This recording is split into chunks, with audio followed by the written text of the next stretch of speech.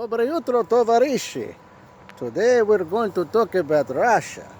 Russia at the time of American Civil War. Now, of course, Russia was not involved in American Civil War, but around the time of the Civil War, Tsar Alexander II of Russia decided that part of their territory, which was known as Russia North America, wasn't very profitable to the Russian people.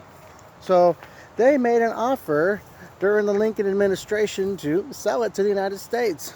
But as we know, Abraham Lincoln was bogged down with that little event we know as the American Civil War. So needless to say, that fell very much on the back burner.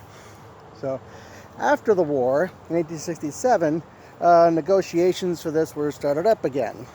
And in March of 1867, Secretary Seward, he met with the Russian ambassador in March, and after debating about it all night at the end of March, they came to an agreement that the United States would purchase the area of Russian North America for a total of $7.2 million, which was a very large amount for those days. But even then, what it came down to for what they were purchasing it for was the size of the area was the equivalent of 2 pennies an acre. That's how much the United States paid for that area.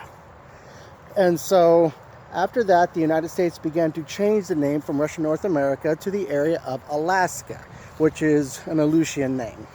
And like after the Louisiana Purchase of 1803, even though they added so much land to the United States, people were furious. They were furious for the fact that he'd spent all that money to buy all that land, and they thought nobody would live there, and it was a complete waste, even though now Alaska produces tens of millions of dollars a year in revenue and resources. And plus, at the same time, could we have imagined the Cold War with a major Russian presence in North America? That in and of itself would have been a major thing that would have shifted things. So those are a few thoughts on that. So there you go.